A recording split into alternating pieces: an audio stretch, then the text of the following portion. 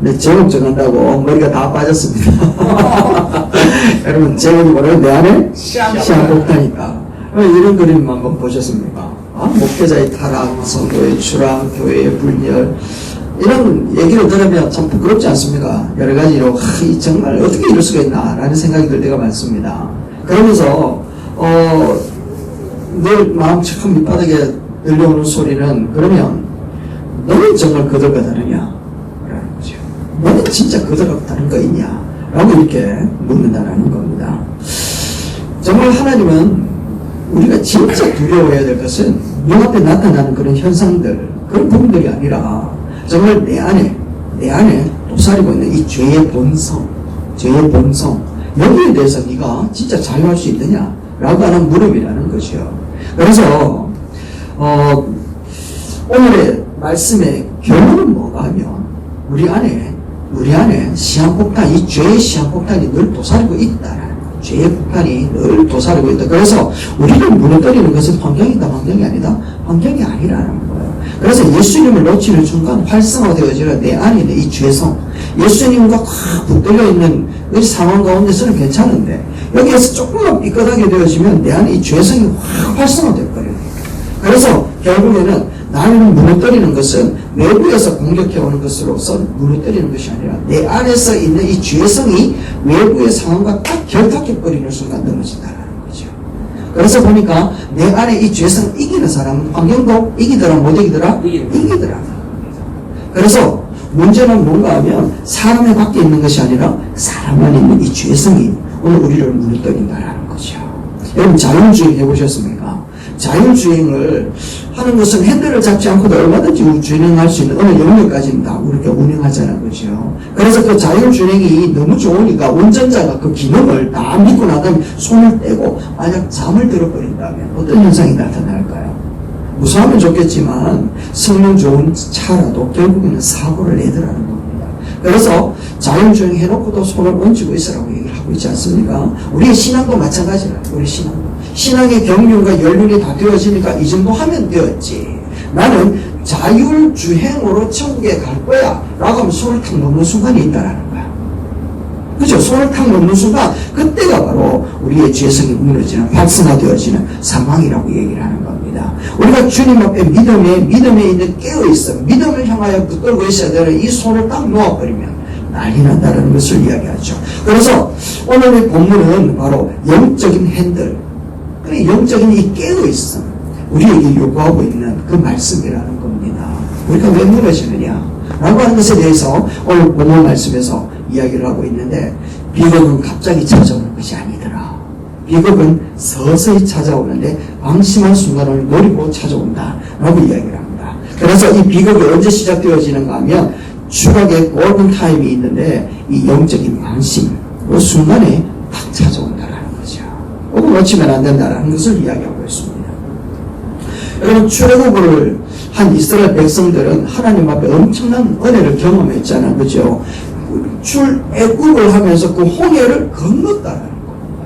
그리고 광야에서 40년 동안 만나를 경험했고 반석에서 안반수를 먹었던 사람이었습니다. 그리고 메추라기도 경험했던 사람이고, 낮에는 구름기둥, 밤에는 물기둥. 40년 동안 그들은 광야에서 누릴 수 있는 하나님의 은혜를 모두 다 누렸던 사람들이 바로 이스라엘 백성들이었습니다. 그럼에도 불구하고 5절 말씀에 뭐라고 이야기합니까? 읽어봅시다. 시작. 그들의 주 다수를 하나님이 기뻐하지 아니하셨으므로 그들이 광야에서 멸망을 받았느니라. 여러분, 그렇게 많은 은혜가 있음에도 불구하고 그들이 하나님 앞에 기쁨이 되지 못하고 멸망을 받을 수 없었던 이유는 무엇인가 하면 엄청난 은혜가 그들의 추락을 막아주지 않는다라는 겁니다. 이해가 됩니까? 엄청나게 많은 은혜를 누렸지만 은혜가 부족해서 그들이 타락한 게 아니었단 말이죠. 기적이 없어서 타락한 것이 절대로 아니었다라는 거예요. 그들이 타락할 수밖에 없었던 이유는 그 은혜가 당연한 것으로 여기는 순간, 당연하게 여겨지는 순간, 그때 바로 무너지는 시작이라는 겁니다. 그래서 은혜가 익숙해지는 순간, 바로 그때가 우리의 죄성이 슬슬 도사리고 있던 것들이 드러나기 시작을 하는 거야. 그래서 비행기의 추락을 우리가 종종 듣습니다만 거의 없는 상황이지만 추락을 듣는 이유가 어디에 있는가 하면 조종사들이 이 정도면 괜찮겠지라고 하면서 계기판에서 경고를 하는데 그것을 무시할 때 비행기가 추락을 한다 라고 이야기를 합니다. 우리 믿음과 마찬가지라는 거예요. 나는 괜찮아, 이 정도면 안전해 라고 이야기를 하고 나는 저 사람과 달라 라고 우리가 자신만만해 할 때 바로 그 순간 우리의 영혼은요 골든타임 골든타임을 탁 놓치는 순간 우리 생명은 어떻게 된다고요? 죽는 거예요.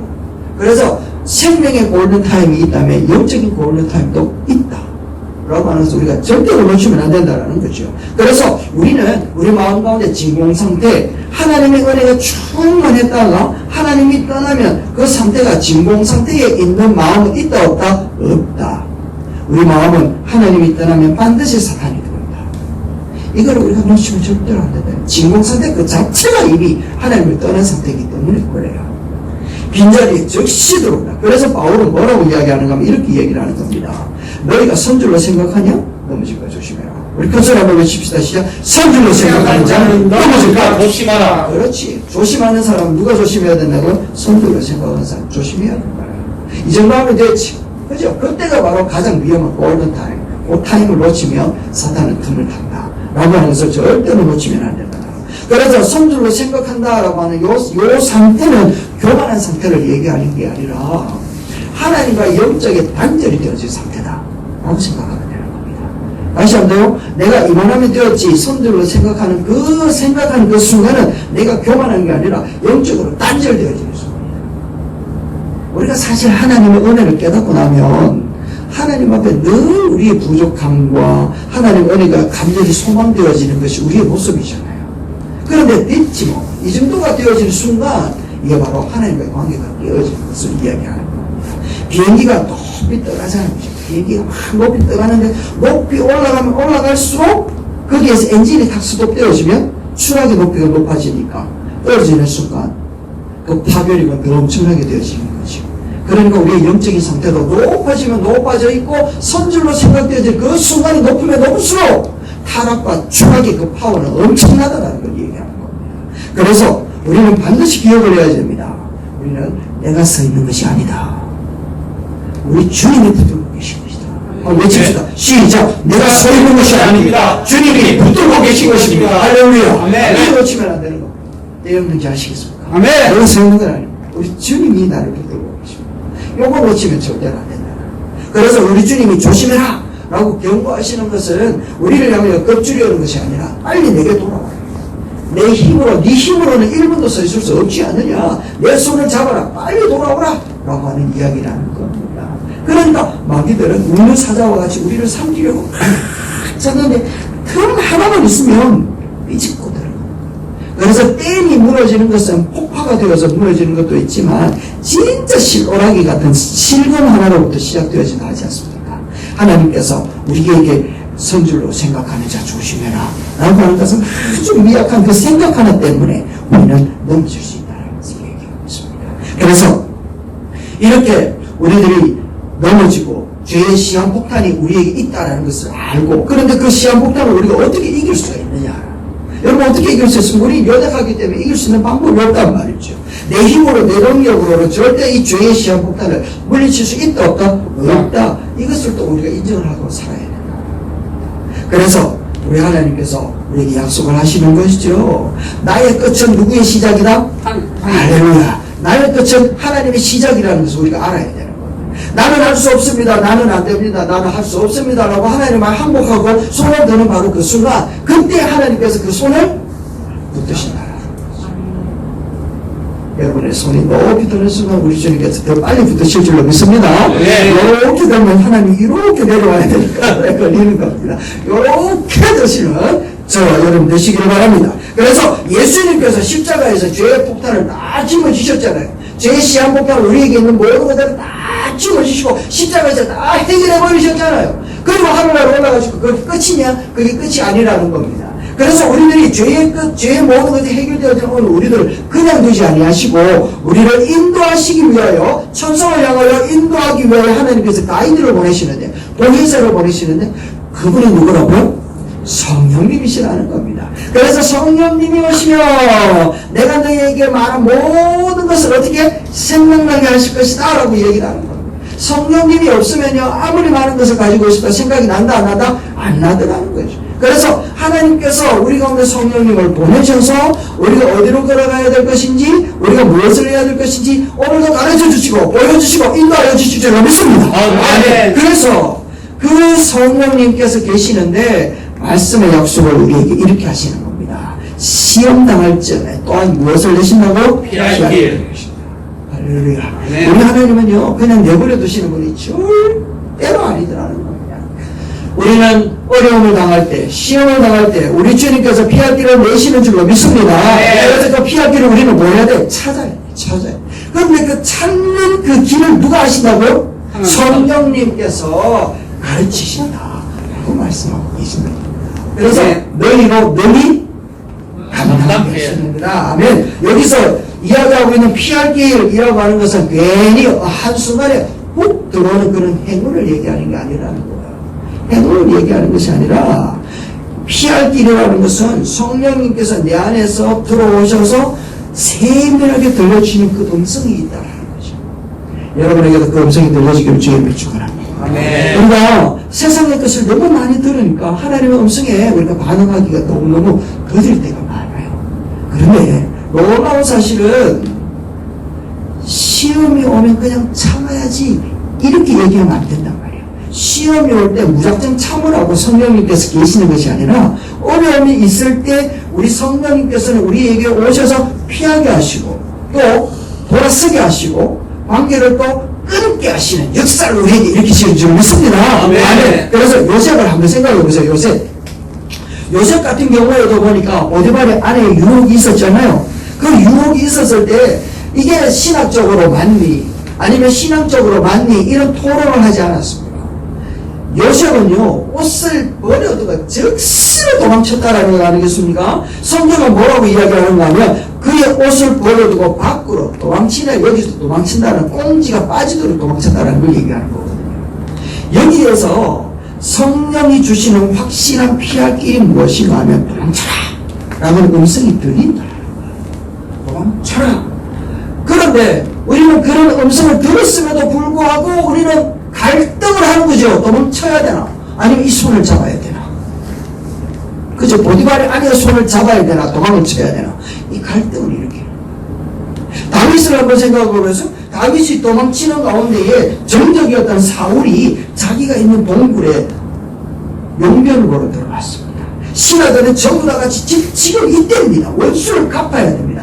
그래야 당신이 왕위에 올라설 수 있습니다. 라고 다 이야기를 합니다. 그런데 이 다윗의 마음에는 이게 진짜 기회고 이게 진짜 합리적인 여러 가지 여건들이 있었지만 그 마음에는 성령의 떨림이 오기 시작했던 거예요. 기름 부음 받은 자인데 내가 해야 되나? 라고 하는 이런 영적인 거부감, 영적인 불편함이 생기기 시작했다는 거예요. 이거 하면 안 되는데 라고 하는 영적인 반대의식이 생기기 시작했다는 겁니다. 그래서 다윗은 왕이 죽을 수 있는 기회였고 자기가 다시 한번 원수를 갚으면 다시 한번 일어날 수 있는 절호의 찬스였지만 그 상황을 하나님께 다 맡겨드리고 그는 그 자리를 피합니다. 성령의 역사는요 무엇인가 하늘에서 뚝 떨어져가지고 피할 길을 툭 내는 것이 아니라 여러 가지 상황 가운데 요셉이 정욕의 자리를 피할 수 있도록 말씀하시고 다윗이 힘으로 자기 운명을 가를 수 있는 그것을 하나님께 맡김으로 자기가 그 자리를 피할 수 있도록 우리 성령님께서 주시는 브레이크, 지금은 멈춰야 돼 라고 하는 이 갈등, 이 브레이크, 이 생각, 이게 바로 피할 길이라는 거예요. 피할 길. 여러분 우리는 하나님의 음성 앞에 이렇게 순종할 자세가 되어 있기를 주의 이름으로 축원합니다. 아멘. 우리가 죄를 짓는 순간, 우리가 나쁜 행동을 하는 순간, 우리가 이건 아닌데라고 하는 생각이 바로 드는 그 순간 마음에 무엇이 생기는가 하면 이런 불편함이 생긴다라는 거예요. 성령이 거하신다라고 하는 것은 이런 불편함이 우리 안에 있다라는 거예요. 그래서 이 거룩한 불편함, 그래서 죄 앞에 마음이 불편하다면 이게 성령의 신호다 라고 하는 것을 우리가 빨리 캐치해야 돼. 캐치할 수 있게 되겠죠. 여러분 축원합니다. 네. 이건 아니에요. 거룩한 이 부담감. 그런데 우리는 이 부담감을 탁 펼쳐버리죠. 보이는 바 그 형제를 사랑하지 아니하고 보이지 아니하는 바 그 하나님을 사랑하겠느냐라고 했던 그 바울의 음성 앞에 우리는 엄매 기주하잖아요. 눈에 보이는 것이 더 크게 보이는 거예요. 보이지 아니하는 하나님에 대해서는 우리의 소망이 너무나도 지푸라기보다도 약한 힘을 갖고 있지 않습니다. 그래서 우리는 이런 거룩한 부담감을 발로 차버리는 거예요. 불편함을 이렇게 발로 차버리는 겁니다. 그래서 어쩔 수 없었습니다, 목사님. 그렇게 해야 직성이 풀리는데요. 이라고 얘기를 하는 겁니다. 그 순간이 갈림길이라는 거죠. 성령을 따를 것이냐, 아니면 죄성을 따를 것이냐. 여러분, 이스라엘 백성들이 피할 길이 없어서 망한 줄 압니까? 피할 길은 있었지만 그들이 자기가 원하는 대로 갔기 때문에 망했다. 가나안 땅을 정탐하고 온 자들이 다 같은 것을 보고 왔는데 왜 믿음의 사람, 성령을 따르는 갈렙과 여호수아는 하나님께서 우리에게 주신 하나님의 땅이다 라고 이야기를 하고, 죄성을 따르는 사람들은 왜 하나님이 우리를 죽이려고 이것을 보냈다 라고 이야기할 수밖에 없었습니다. 그들은 피할 길을 다 마련해 놓으셨음에도 불구하고 그들은 그 길을 미련스럽게도 버렸기 때문이었다라는 겁니다. 그래서 성령의 인도하심은 거창한 것이 아니라는 거예요. 실제적이라는 거예요. 화를 내려갈 때 우리 마음 가운데는 참아야 하느니라 라고 얘기를 하는 거예요.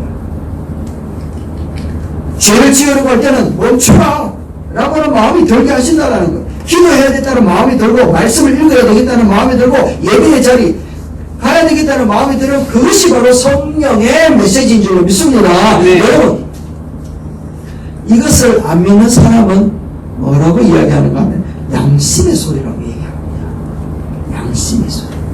하나님께서 우리 가운데 성령을 주시기 전에는 양심이라고 하는 하나님의 뜻을 알 수 있는 기능을 심어 놓으셨다 얘기합니다. 그래서 안 믿는 사람은 양심이라는 것을 통하여 그게 진리요, 그게 바른 길이라는 것을 안다라는 거죠. 그래서 죄를 짓는 사람은 양심에 무엇을 받은 사람이다? 야인 받은 사람이다 라고 이야기를 하면서 양심이 굳어졌다 얘기합니다. 그러나 우리 성령의 인도하심을 받고 성령에 충만한 사람은 이것이 양심의 소리가 아니라 성령의 소리로 듣는다라는 것이죠. 그래서 죄에 넘어지는 이유는 단 하나밖에 없습니다. 피할 길이 없어서가 아니라 피할 길을 보고도 타협하기 때문에, 피할 길이 열려 있는데도 불구하고 우리는 그 자리에 여전히 머물기를 원하기 때문에 그렇고, 성령님을 떠나라고 이야기를 할 때 우리는 계산한다. 성령님이 멈추라고 이야기를 할 때 우리는 타협을 한다. 그래서 광야에서 이스라엘 백성들은 충분한 피할 길이 있었지만 주저하고 망설이다가 불순종과 불신앙의 모습으로 우리에게 파멸의 길을 갔다라는 것을 우리에게 보여주고 있단 말이죠. 그게 바로 10장 1절부터 12절까지의 말씀입니다. 그래서 바울은 우리에게 강하고 분명하게 이야기를 하고 있습니다. 뭐라고 이야기를 하는가 하면, 내 사랑하는 자들아, 우상숭배의 일을 어떻게 해라? 피해라. 한번 합시다. 시작. 내 사랑하는 자들아, 우상숭배의 일을 피해라 라고 이야기합니다. 여러분, 피할래? 뭐 이런 얘기 안 합니다. 피해라. 깡나고 땀땀 외쳐버린다. 여기서 피한다라고 하는 것은 성령님께서 이렇게 비상구를 열어놓았을 때 너는 뒤도 돌아보지 말고 쫙 튀어라 라고 하는 뜻을 바로 피한다라고 얘기를 하고 있습니다. 그러면 여기서 우상은 뭘까요? 우상은, 여러분, 우상은 뭘까요? 우상은 한마디로 이야기를 해서 하나님보다 더 사랑하는 것이 우상이라고 얘기를 하는 겁니다. 다시 한번요, 하나님이 주실 수 있는 은혜보다 더 큰 것, 더 다른 것으로부터 그것을 얻을 수 있을 것이라 생각하는 것이 우상. 그거를 탐심이라고 얘기를 하죠. 탐심. 그래서 성경의 고로새서 말씀에는 우리에게 이렇게 이야기합니다. 음란과 부정과 사욕과 악한 정욕과 탐심이니, 탐심은 우상입니다. 그래서 이 탐심에서 뭐해라? 피해라 라고 얘기를 하고 있습니다. 바울은 우리가 이 우상 숭배의 자리에서 빠져나오기를 원하고, 빠져나온 자로서 있는 것이 아니라 예수 그리스도와 연합한 자가 되라 라고 얘기를 하고 있습니다. 그 이야기를 성찬을 가지고 이야기를 합니다. 오늘 우리가 본문에서 읽었습니다만, 우리가 떼는 떡은, 그리고 빵은, 그리고 잔은 그리스도의 몸에 참여하는 것이 아니냐 라고 얘기합니다. 어디에 참여한다고? 그리스도의 몸에 참여한다. 그래서 그리스도와 하나 된다라는 것을 이야기하는 겁니다. 그래서 성찬식이라는 것은 떡과 잔을 나누는 그런 예식으로 끝나는 것이 아니라 이것은 바로 우리가 하나님과 예수님과 한 몸이 되었다라고 하는 영적인 소유권, 영적인 우리의 위치, 영적인 자격, 이것을 우리가 세상을 향하여 선포하는 것이라는 겁니다. 여러분, 성찬이 우리가 예수님과 하나 되었다는 것을 선포하는 것인 줄로 믿으시기 바랍니다. 그래서 20절 말씀에 뭐라고 이야기하는가 하면 이렇게 이야기를 하는 거거든요. 한번 읽어봅니다. 시작. 무릇 이방인이 제사하는 것은 귀신에게 하는 것이었어도 어디에 하는 거라고요? 귀신한테 하는 거예요. 누구에게 하는 게 아니라고? 하나님께 하는 게, 조상에게 하는 게 아니라는 거예요. 누구에게 하는 거라고? 제사는 귀신에게 하는 거예요. 귀신에게. 그래서 너희가 제사하는 것이 아니다. 하나님께 제사하는 것이 아니다. 나는 너희가 귀신과 뭐한 것을? 교제하는 자가 되기를 원하지 아니한다. 제사의 형태를 통하여 우리가 형제와 화목하는 그런 모습들 우리에게 굉장히 필요해요. 조상의 업적을 기리는 것도 굉장히 좋아하고 그것도 중요하고 필요합니다. 그러나 제사의 행위, 하나님의 형상을 입은 자들이 무릎을 꿇어 절하는 행위, 당시의 고린도 사람들은요 단순히 제사하는 것으로 끝나는 것이 아니었습니다. 사교하고 문화 속에서 귀신들과 실제적으로 교제하는 그런 관계를 가지는 행위들이 있었습니다. 그래서 그들이 제물을 먹는 것은 귀신과 한 몸이 되는 것이라고 그들은 생각하고 있었어요. 그래서 바울이 분명하게 이야기하는 겁니다. 그거는 귀신과 하나 되는 것이다 라고 얘기를 하고 있다는 거예요. 그래서 바울은 경고하는 거예요. 하나님의 성찬에 참여하는 것과 주님의 몸과 피를 나누는 자가 다시 귀신의 잔을 마시고 그것을 가지고 생활한다는 것은 세상과 한 몸이 되는 것인데 그것을 할 수 있겠느냐라고 얘기를 하는 것이죠. 그래서 영적 양다리는 있다 없다? 없다라는 거예요. 우리는 영적인 양다리를 가지고 살아갈 때가 너무 많이 있다라는 거예요. 주일에는 거룩하게 성찬에 참여하고 평일에는 세상의 방법으로 살아가는 모습, 이게 바로 세상의 제사상에 우리가 머리를 쪼아리는 것과 다를 바가 없다라는 겁니다. 여러분, 이제 설날을 맞이해서 제사상을 차리잖아요. 이 상을 얘기하는 게 아니라는 거예요. 이 상도 포함되지만 주님 앞에 예배를 드리고 세상에 제사를 드리는 거죠. 우상에게 우리의 머리를 쪼아리는 것, 그것이 바로 제사를 드리는 행위라고 얘기를 하고 있는 거예요.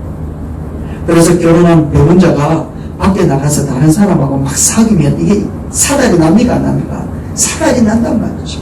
그렇게 할 수 있겠느냐? 안 된다. 적당한 중간지대는 있다 없다? 없다. 그래서 양다리는 없다 라고 이야기를 하면서 누구와 한 몸으로 살고 있는지 너는 여기서 결단해라 라고 얘기를 하고 있다는 거예요. 너는 지금 누구와 결탁하여 누구와 한 몸이 되었느냐 라고 얘기를 하고 있다는 거죠. 우리가 넘어지는 이유는요, 내가 썼다 라고 생각하면 영적인 단절이 일어나는 순간 우리 가운데 침투에 들어옵니다. 그러나 그 상황 가운데서도 우리 주님 우리를 버리지 아니하시고 피할 길을 내시는데 그 피할 길을 빨리 도망가라 얘기를 합니다. 그리고 그 길로 도망가고 난 다음에 누구와 연합을 해라? 예수 그리스도와 연합해라. 네. 그런데 우리는 예수와 연합했는데도 불구하고 또 세상과 또 연합을 하려고 하면 사랑이 난다 안 난다? 난다. 그래서 무너진다는 거죠. 그래서 무엇과 한 몸이 될 것인가? 오늘 결단해라 라고 이야기합니다.